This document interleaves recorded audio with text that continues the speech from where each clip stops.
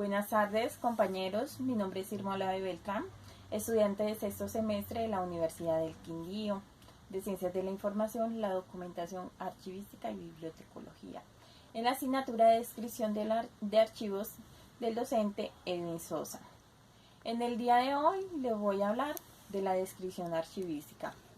La descripción archivística tiene una finalidad, y la finalidad que es identificar los documentos, poder identificar de manera exacta la ubicación de un soporte, la ubicación de un documento como tal.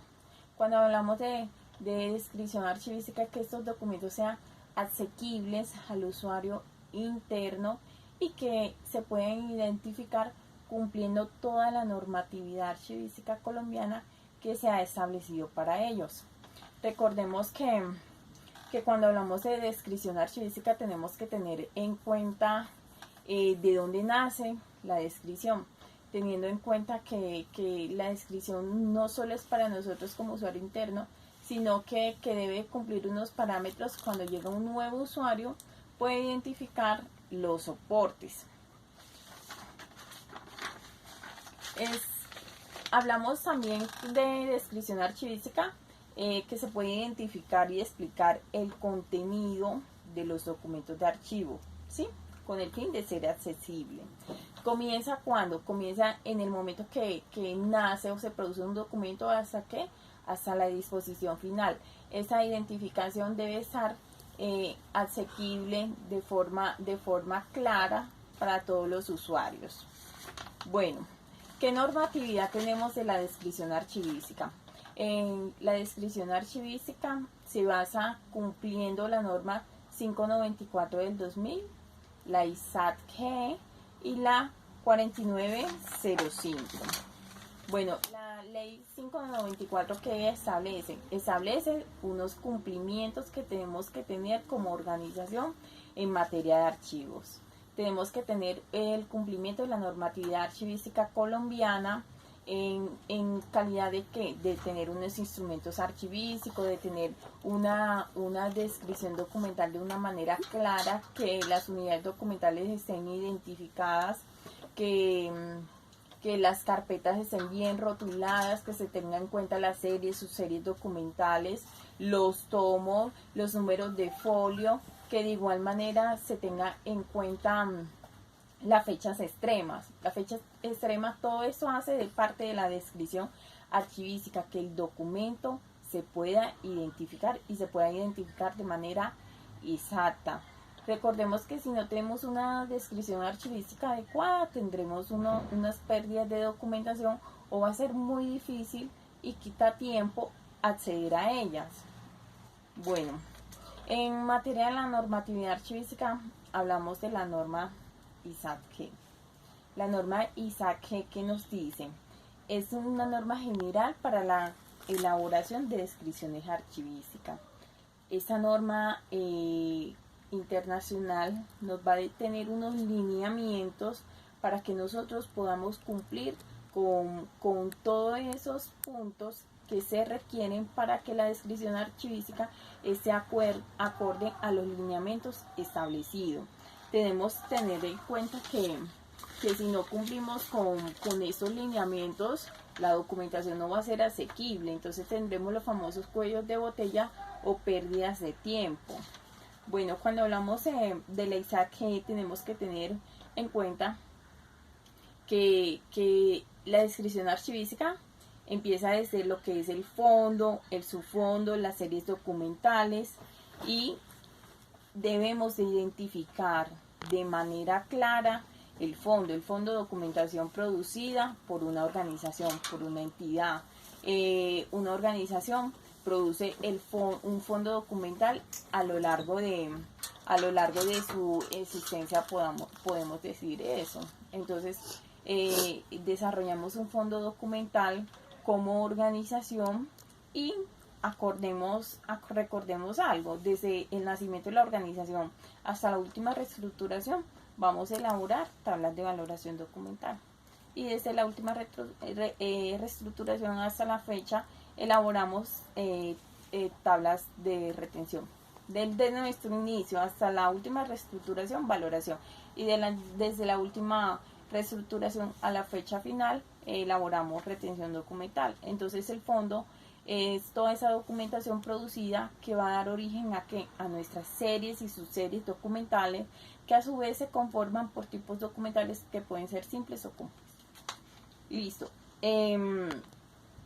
Cuando hablamos de la serie, recordemos que tenemos actas, contratos, podemos tener series documentales, historias laborales o expediente laboral, que están conformadas por diferentes tipos documentales, o a su vez tenemos series documentales conformadas por diferentes tipos subseries. O sea, tenemos unas actas que se pueden conformar con subseries documentales como actas de reunión, actas de rotura, pues actas de cumplimiento, actas de cierre. Cada organización es libre de crear sus subseries documentales que marca su gestión y su desarrollo como organización. Listo. Cuando hablamos de las subseries también pueden estar compuestas de unos tipos documentales que van a dar, enmarcan esa subserie como tal. Esos tipos documentales son los que le dan vida a esta subserie documental. Una serie documental puede estar compuesta por un solo tipo documental o por diferentes tipos documentales. Y esto que da origen, que nosotros tenemos que tener en cuenta las series y las subseries documentales en nuestra descripción archivística. Los folios que tenemos como organización, las fechas extremas, todo eso alimenta la descripción archivística que debemos cumplir, que debemos tener en cuenta. Las áreas de la descripción archivística, teniendo en cuenta la normatividad de la ISAC-GEM, las áreas de descripción archivística, que son la identificación, el contexto, el contenido, la estructura, la documentación asociada, las notas y control de la descripción, el acceso y la utilización. Todas estas áreas de descripción archivística nosotros debemos de cumplirla para estar dando cumplimiento a la normatividad y ser competentes en materia de la gestión documental. Teniendo en cuenta todos los ítems que nos enmarca la ISAC-GEM, nosotros estaríamos dando cumplimiento a una correcta descripción archivística en nuestra organización. Los niveles de la descripción, básicamente partimos de lo general a lo particular. Podemos decir que vamos de un fondo hasta un tipo documental. Esa es la parte general. El fondo es la parte general y llegamos a la parte particular, que es un tipo documental como tal, que nos conforma nuestra serie documental. ¿Sí? El fondo, que nos está haciendo, nos está proporcionando la información de todo, absolutamente todo lo que tenemos en nuestra organización, la documentación que estamos produciendo, que hemos desarrollado a lo largo de nuestra existencia como organización. En materia de normatividad también hablamos de la NTC 4095. Tengamos en cuenta de que la normatividad colombiana nos dice que la finalidad de la descripción archivística que es que usted pueda identificar los documentos, que usted pueda encontrar sus documentos de manera correcta y que cuando usted vea una unidad documental pueda inmediatamente identificar qué contiene su fecha extrema, usted pueda asociar la documentación que se evidencia y pueda asociarla a lo que usted está consultando. O sea que la finalidad es que la descripción se dé desde la producción del documento hasta la disposición final y que sea asequible inmediatamente o de manera correcta sin tener errores. Cuando hablamos de la NTC también tenemos que tener unos complementos de identificación, contexto, contenido, estructura, acceso, la documentación asociada, las notas y el control de la descripción. Debemos dar cumplimiento a todos estos puntos para que nuestra descripción se realice de manera correcta, sea evidencial y podamos identificar el documento inmediatamente estamos haciendo la consulta.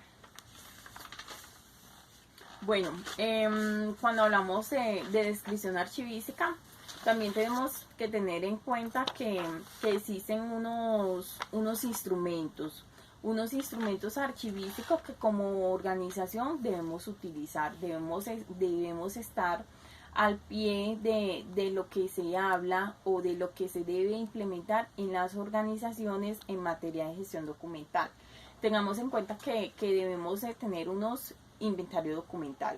El inventario documental, ¿qué es? Es un documento de recuperación de la información. Ahí podemos evidenciar lo que se enmarca en materia de series, subseries y tipo documentales de un fondo. El inventario documental nos va a describir la existencia de esta documentación del fondo documental, las fechas extremas.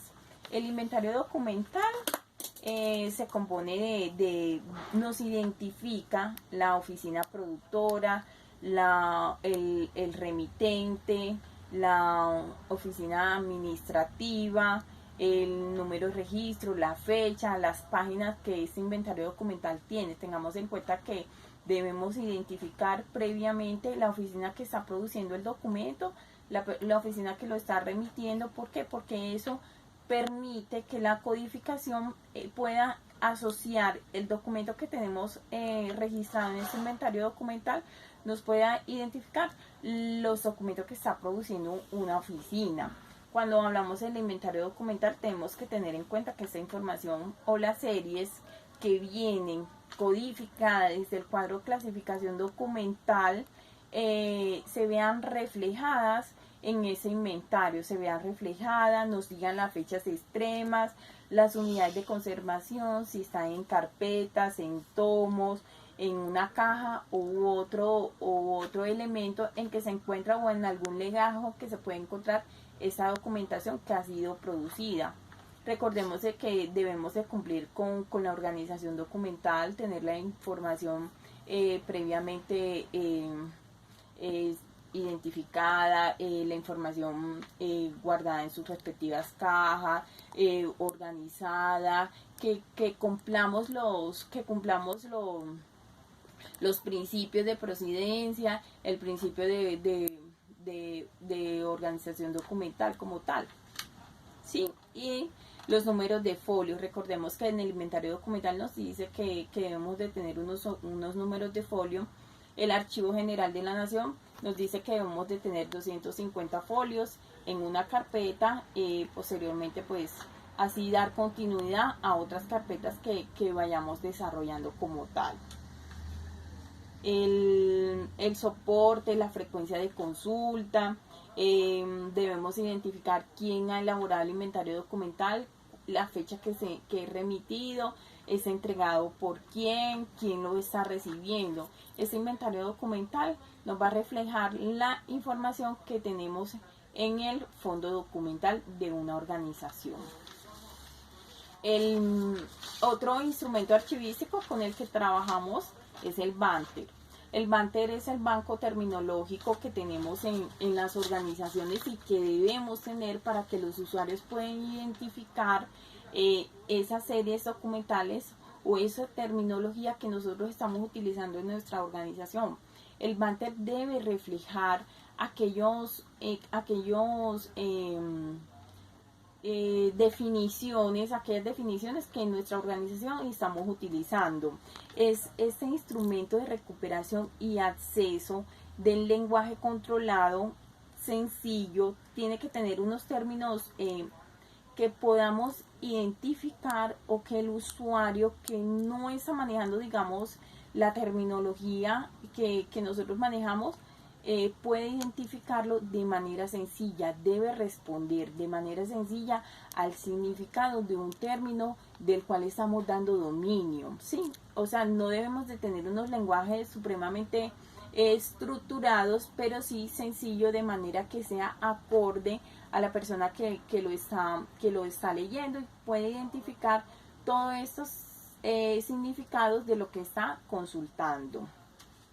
El Banter se normaliza acorde al el decreto 2609 del 2012, nos da esos lineamientos para crear el Banter. Actualmente el Archivo General de la Nación tiene un banco terminológico que cuando es asequible, cuando tú ingresas o presionas una consonante, puedes ver que de ella se delimitan otros significados en un lenguaje de una manera controlada, pero sencillo, que podemos identificar el significado de lo que estamos consultando. Bueno, hablemos de la tabla de control. La tabla de control, cuando hablamos de la tabla de control, es esa tabla de control de acceso a los documentos. Tengamos en cuenta algo, que hay documentos que podemos tener un acceso sin ninguna restricción, pero que documentación de acuerdo a su confidencialidad, su acceso es un poco más restringido, sin decir que estamos vulnerando el derecho a la información. Recordemos que también tenemos que cumplir con esa normatividad. El derecho a la información, todo usuario tiene derecho a la información sin ninguna restricción. Sin embargo, hay acceso a documentos que requieren una autorización previa para poder acceder a ellos, porque de acuerdo a el tema de la confidencialidad, la documentación no puede ser asequible para todos. ¿Por qué? Porque contienen temas un poco sensibles que no son necesarios que sean identificados por todos los usuarios. Entonces la tabla de control nos informa que esa documentación debe de ser de acceso restringido o de acceso público para los usuarios. Se enmarca en el documento 2609 del 2012 en su artículo 8, que expone que esa documentación son instrumentos archivísticos que tenemos que cumplir en nuestra organización documental, enmarcado en la normatividad archivística colombiana, que se genera a partir de la ley 594 del 2000, ¿sí? La ley de transparencia 1712 nos dice el derecho de los usuarios a la información. Entonces tenemos que dar cumplimiento a la ley 1712, teniendo en cuenta que la información debe estar organizada. La información en nuestras empresas tiene que estar organizada de manera que podamos cumplir el acceso a la información que tienen los usuarios y que podamos igual dar cumplimiento a esos instrumentos archivísticos que tenemos que tener en nuestra organización. En materia documental, el cumplimiento de esos instrumentos archivísticos nos lleva a que nosotros podamos dar cumplimiento a la ley 594, que podamos tener retenciones documentales de acuerdo a los tiempos establecidos por la ley y de acuerdo a las necesidades de nuestra organización. No tengamos cuellos de botella en las organizaciones en materia documental. La información puede fluir y cumplir su ciclo de vida desde la producción hasta la disposición final que le tenemos, porque dando cumplimiento a todo el ciclo vital del documento. Lo importante de tener la documentación es tener una documentación organizada, cumplir las leyes, la normatividad, y que el programa de gestión documental que tengamos en la organización refleje ese quehacer archivístico y refleje toda esa gestión que en materia de organización estamos realizando.